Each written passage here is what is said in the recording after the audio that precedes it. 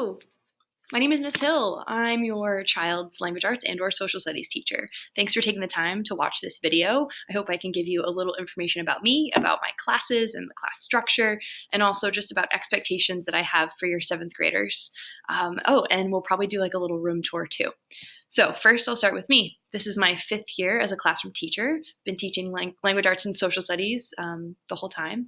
Before I got this job, I was a student teacher for Miss Robison in 6th grade, and then I had 2 long-term sub jobs, one in 6th grade for Barb Ellis, who has since retired, and then for Bill Shardlow in 8th grade. So I've been in this building since 2014, which has been great. I can't imagine teaching anywhere else. I love Yarmouth. I love the community. And in my interview, I actually said that Yarmouth was my Disney World, which I kind of regret now, but I actually really mean it. I just think this is a place where there are so many opportunities for both teachers and students, and it's just a real privilege to be here. Okay, so that's enough about me. In terms of my classes, so I'll start with language arts. We follow the reading and workshop models for language arts.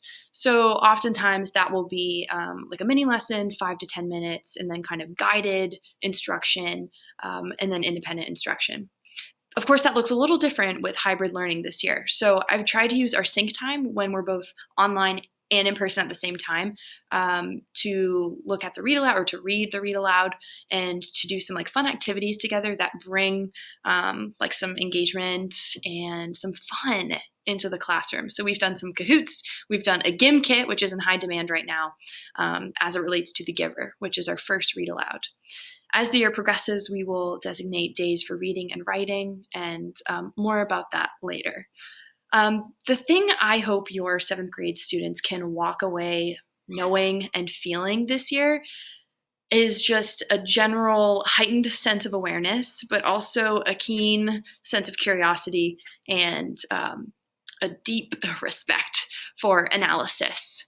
And I hope that I can bring out the best in them. So it's time for the tour. All right, so here we are at the information station, which is at the front of the room. So if you're in here and you have any questions like, what is for lunch or what is the schedule, that's the place to go. I'm gonna just keep going. This is the whiteboard, yay.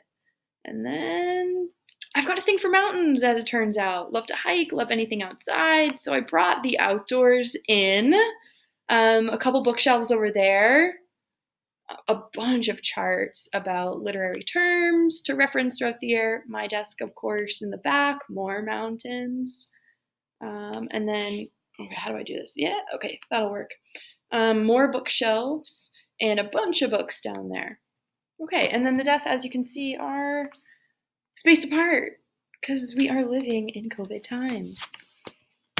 All right, so if you have any more questions or want to go deeper into curriculum or philosophies, feel free to join us for open house. If not, I totally understand, and feel free to contact me at any time via email.